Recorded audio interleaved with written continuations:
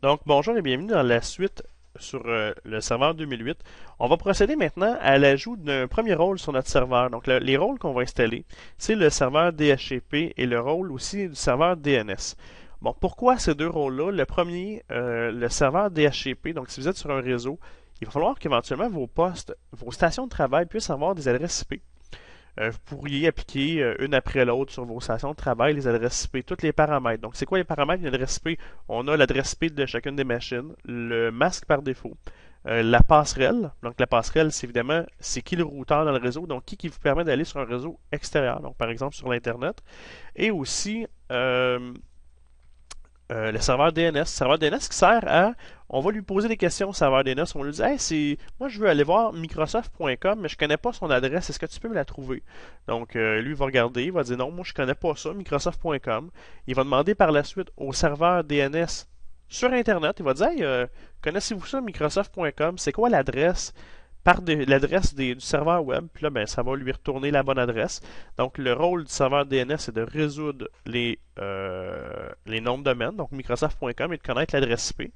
Par la suite, la station de travail, donc tout le processus du routage embarque, qui va parler à sa passerelle par défaut, qui est le routeur, qui lui va le relayer jusqu'à la bonne place. Par la suite, ça va faire le chemin inverse pour revenir. Donc, tout ça part du fait que ça nous prend éventuellement une adresse IP sur notre poste de travail, donc une adresse, comme une adresse de maison. Puis par la suite, ça va aussi prendre le service DNS. Donc c'est possiblement les deux premiers services que vous allez devoir installer sur un serveur. Là, j'entends déjà des gens me dire oui, mais ça serait possible d'installer un serveur DHCP sur une switch et un routeur. Pas sur une switch, pardon, mais sur un routeur. Et effectivement, c'est possible de le faire. Pour rester dans l'environnement Microsoft, vous verrez éventuellement quand on va ajouter le rôle Active Directory et DNS, il y a une symbiose qui se fait entre ces trois rôles-là. Et c'est la raison pour laquelle on va utiliser le serveur DHCP de Microsoft. Donc, dans un environnement où je vais avoir des postes de travail qui vont se connecter. Si votre environnement est, par exemple, uniquement des clients sans fil, ben, ça ne sert à rien d'installer et d'acheter une licence Windows Server simplement pour faire du DHCP et du DNS. Ce pas des choses qui sont on n'est pas obligé d'avoir un serveur là, pour déterminer ces rôles-là, que c'est des rôles qui prennent pratiquement pas de ressources sur un serveur. Donc, ça pourrait rouler sur un routeur sans problème. Donc, dans mon cas, j'ai effectivement besoin, parce qu'on s'en va tranquillement vers Active Directory, qui va nous permettre de créer une base de données de comptes d'utilisateurs, de mots de passe, de tout ça, et on va avoir besoin que tout le monde parle et partage les mêmes informations. Donc, DHCP et DNS. Pour installer ça, c'est très très simple. On va aller dans le Server Manager ici. Et on va aller ajouter dans les rôles. Donc, vous voyez qu'en ce moment, j'ai aucun rôle d'installer. Donc, on va suivre l'assistant de Microsoft qui nous dit simplement clique sur Add Roles. Il va nous demander, donc dans l'installation, quel rôle que notre serveur désire avoir. Moi, j'ai besoin d'avoir un serveur DHCP et un serveur DNS. Et là, je viens de voir quelque chose. Il me dit, attends un peu, là. Quand tu essaies de faire un DHCP, il dit, ton poste de travail actuellement, sur ta carte réseau locale, a même pas d'adresse IP statique. Donc, ton serveur, là, c'est n'importe qui. Il y a une adresse IP, peut-être même allouée par un autre serveur DHCP. Il y a quelque chose de bizarre qui se passe. Et effectivement, il y a bel et bien raison. Donc, si vous voyez ce message-là, c'est que vous avez oublié la première étape que je ne vous ai pas encore dit. Première étape qui est simple, c'est qu'il faut aller ici sur la carte réseau et on fait Open Network and Sharing Center. On s'en va dans les Change Adapter Settings. Vous allez voir qu'on va voir deux cartes réseau apparaître. Là, pourquoi deux cartes réseau? Parce que dans mon installation, j'avais mis deux cartes réseau. Une carte réseau qui est connectée sur le réseau, mettons, Internet, et la deuxième carte réseau qui serait mon réseau local. Là, vous voyez que c'est pas clairement indiqué. Là, vous allez me dire, ouais, mais comment ça que tu sais c'est celle-là ou pas celle-là, ou etc. Donc, la raison est simple. Comment on fait pour faire ça? Je vais faire clic de droite et on va aller voir Status sur ma carte réseau. Vous allez voir que dans les détails, j'ai ici reçu une adresse IP 172.16.222.34. Donc, celle-là ici me permet d'avoir accès à Internet. C'est même écrit ici qu'on a accès à Internet. Donc, cette carte-là, OK, je vais l'appeler ma carte One, qui est ma carte de mon réseau étendu, celle qui est connectée sur Internet. La carte ici, je vais la nommer LAN. Donc, cette carte-là, c'est comme si physiquement mon serveur avait une carte réseau branchée sur l'Internet, et la deuxième carte réseau serait branchée sur mon réseau local. Donc, tout dépendant de votre installation, peut-être que dans votre cas, votre serveur n'a pas besoin d'aller sur Internet, et il peut avoir juste une carte réseau, qui serait en l'occurrence la carte WAN. Pardon, la carte LAN, donc cette carte-là serait uniquement connectée à vos stations de travail. La raison aussi pour laquelle dans le vidéo j'ai deux cartes réseau, c'est que éventuellement on va créer aussi un serveur VPN, donc il va vous permettre aux gens de l'extérieur de se connecter ici sur mon serveur pour avoir accès entre autres aux fichiers, tout ça. Donc comment je fais et comment je fais ça? Vous voyez, j'ai une carte WAN, une carte LAN. C'est important de bien les identifier. Ma carte LAN, on va lui donner une adresse IP statique. Donc, j'ai fait clic de droite propriété sur ma carte LAN. Je vais en premier lieu là, désactiver le IPv6 sur cette carte-là. Actuellement, dans le cadre de cette vidéo-ci, on ne parlera pas du IPv6, on va uniquement travailler avec le IPv4, qui est malheureusement encore la norme, même si beaucoup de choses intéressantes il y a beaucoup de nouveautés qui sont intéressantes dans l'IPv6. Donc dans IPv4, je vais faire propriété et on va lui donner une adresse IP statique. C'est important que votre serveur puisse avoir une adresse IP statique qui soit facilement rejoignable avec une adresse. C'est pareil comme si vous avez une maison mobile, puis vous déplacez d'un terrain de camping à l'autre, puis vous invitez des gens chez vous. Si vous ne donnez pas une adresse qui serait toujours la même, les gens ne seront pas où ce que vous êtes comme trop nomades. Donc votre serveur, c'est important qu'il y ait une adresse IP statique. On va lui donner quelque chose de très simple, même de très standard. On va lui donner 192.168.1.1. L'adresse IP de mon serveur. OK? Le subnet par défaut, comme que c'est une classe C, ça va être 255.255.255.0. Donc, ce qui me permet, dans la même plage d'adresse, pour ceux qui ont fait de l'adressage IP, d'avoir de point 1 à point 254. Bon. Default Gateway. Si vous avez une seule carte réseau dans votre environnement, OK? Le Default Gateway, c'est l'adresse IP du routeur. Aussi simple que ça, c'est voici la passerelle par laquelle on va passer par défaut. En anglais, Default Gateway. Moi, dans mon cas ici, j'ai une deuxième carte réseau qui a elle aussi une passerelle par défaut. OK? Que j'ai reçue, entre autres, je vais vous montrer tantôt. Une machine qui a deux cartes réseau ne peut pas avoir deux passerelles par défaut. OK? C'est de dire, quand je veux aller sur un second réseau, voici par où je passe. Si vous avez deux adresses, il ne saura pas par quelle route passer. Est-ce que je passe par la route A ou la route B? Il va être tout mélangé. Et vous allez voir, vous ne pourriez même pas le rentrer. Ça va dire, non, non, c'est impossible. Tu ne peux pas avoir deux passerelles par défaut, etc. Ici serait mon serveur DNS. Donc, je pourrais écrire 192.168.1.1. Il va de toute façon changer d'adresse, vous allez voir. Je vais faire OK. Si je retourne dedans, il a conservé l'adresse, pardon. Ça aurait pu écrire 127.001. Pourquoi 127.001, 127.0.0.1, c'est comme dire moi-même. C'est l'adresse qu'on appelle l'adresse de loopback, qui est l'adresse. C'est pareil comme si je dirais moi-même. OK? Donc, configuration un peu bizarre sur cette carte-là réseau. On a mis une adresse IP fixe. On a mis un subnet. J'ai pas mis de gateway parce que pour sortir sur Internet, anyway, je ne sortirai pas par cette carte réseau-là. Je vais sortir par l'autre carte réseau, ma carte WAN. Vous voyez, je vais juste vous montrer. Si je fais 192.168.1.1, OK, je vais dire c'est moi-même ma carte réseau. Il va me dire, quand je vais faire OK, il va l'identifier. En Windows 2003, il m'aurait donné un message d'erreur. Il m'aurait dit, hey, attends un peu, je comprends pas. Ah, il l'a même enlevé, regardons. En Windows 2003, il a remis un message d'erreur. Lui, il l'a complètement enlevé. Il dit, ça n'a pas de bon sens que tu dis que c'est toi-même parce qu'anyway, tu as une carte. Là, fait que j'ai ma carte WAN, que elle aussi, elle a, si on regarde les paramètres, on a reçu une adresse IP par le serveur DHCP. On a reçu le default gateway, donc on a .34. Il nous disait, si tu veux sortir sur Internet, ben, ça va être .1.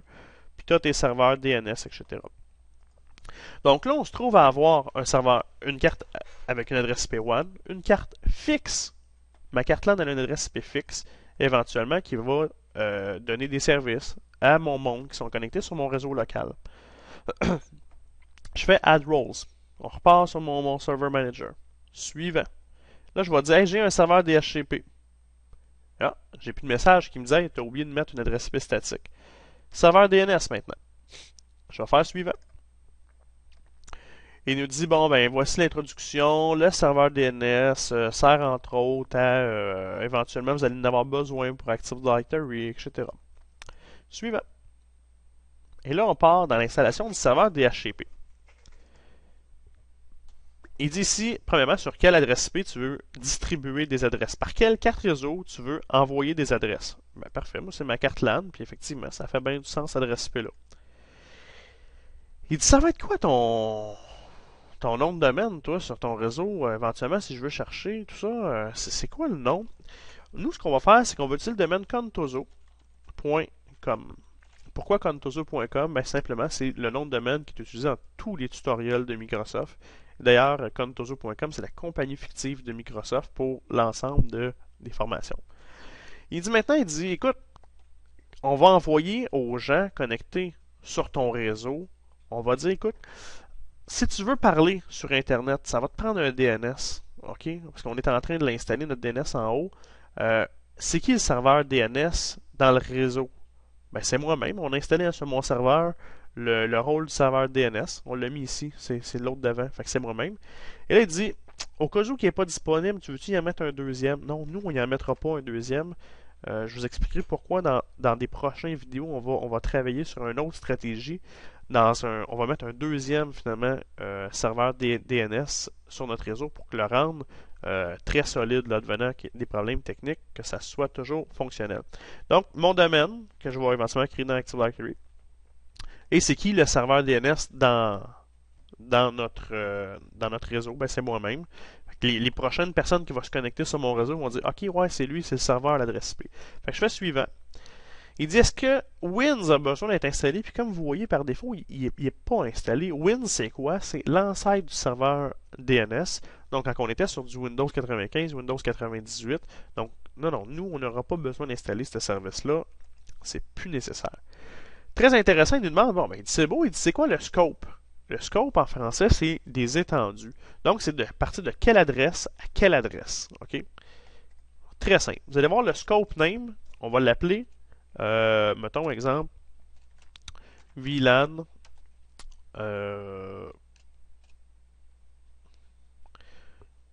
VLAN client. OK. Dans notre cas ici, on n'aura pas de plusieurs VLAN là, dans notre infrastructure. On va avoir qu'un seul et même VLAN, qui est le VLAN des clients, que tout le monde va être dans le même réseau. Mais éventuellement, on pourrait créer plusieurs réseaux.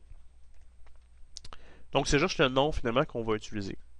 Si on avait plusieurs départements avec plusieurs adresses IP différentes, on ferait du routage, tout ça, on pourrait avoir différentes étendues, donc avec aussi différentes adresses IP, donc c'est pour ça que ça prend un nom qui est particulier. Il nous demande de quelle adresse de début jusqu'à quelle adresse de fin. Moi, je vous ai dit tantôt 192.168.1.1, OK? Puis qu'on pouvait aller jusqu'à 192.168.1.254. Ça, c'est la plage complète, OK? Sauf que la point 1, on ne peut pas l'attribuer parce que c'est moi-même. Donc, je pourrais commencer à point 2. Donc, de point 2 à point 254, dans la classe qu'on a déterminée, l'adresse, la classe C, je pourrais avoir un maximum de toutes ces machines-là connectées.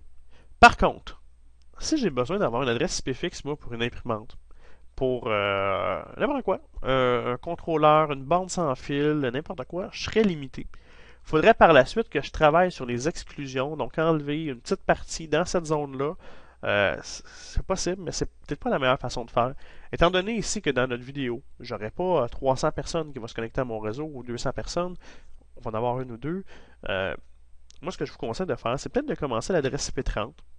Il y en a qui préfèrent donc de distribuer les adresses plus haut, donc à partir de 30 au lieu de 0.2. Donc, on se réserve donc de 2 jusqu'à 29 inclusivement pour attribuer les adresses IP statiques.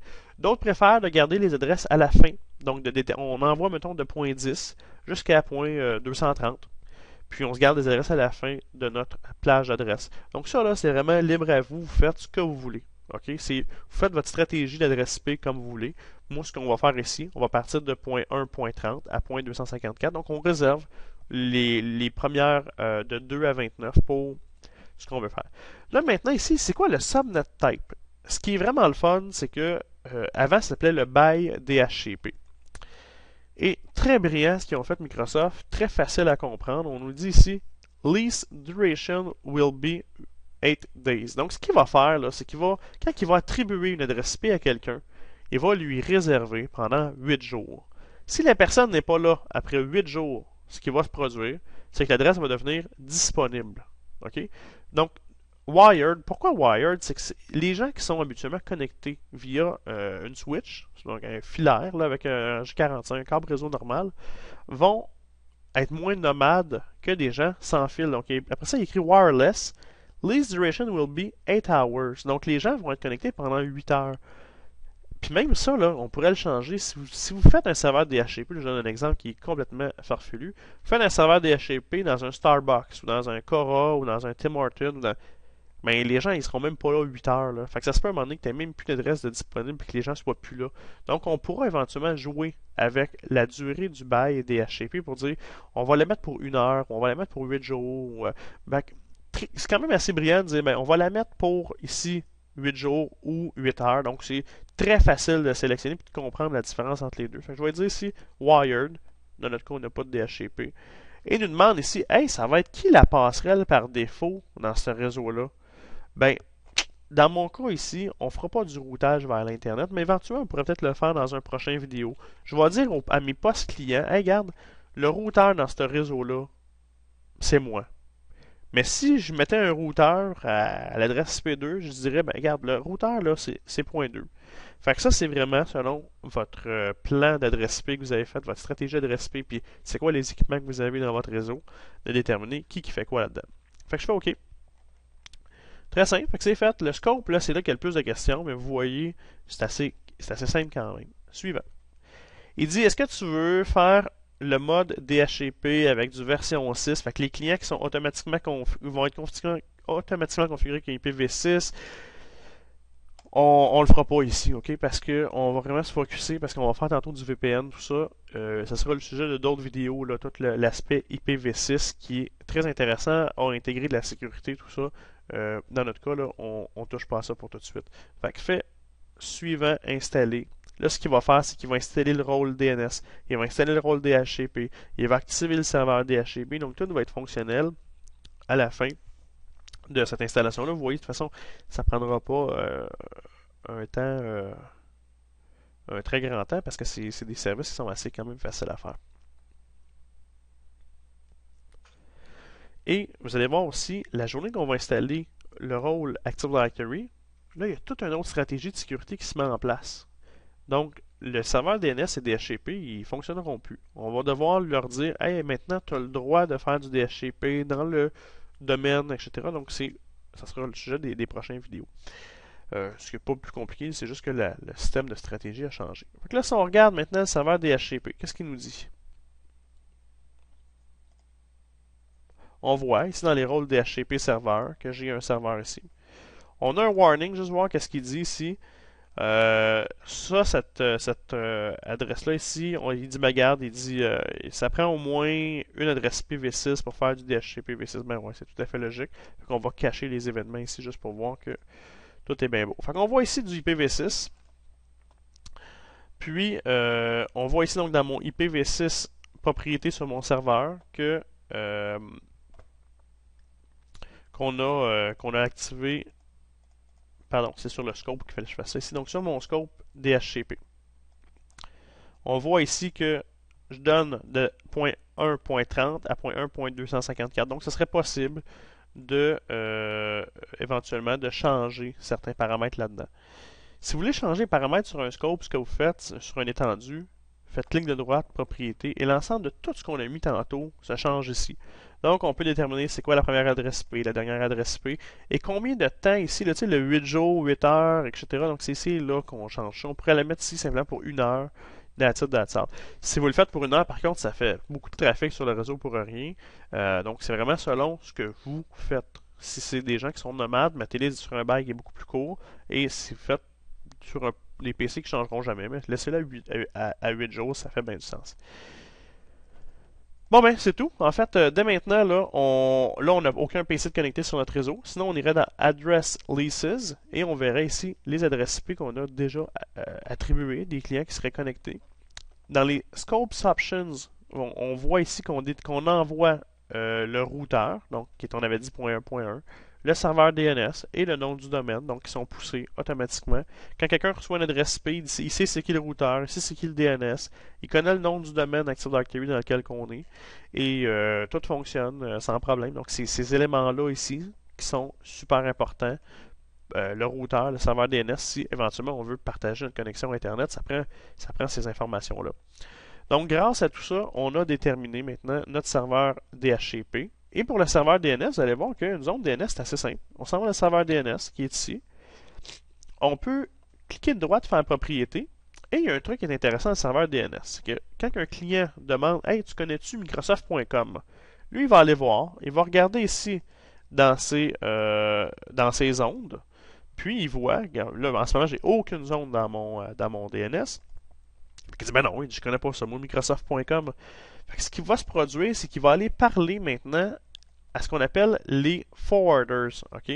Par défaut, s'il ne trouve pas, là je parle d'un serveur 2008, là, s'il ne trouve pas la zone, il va faire use routes ins if no forwarders are available. Qu'est-ce que ça fait ça?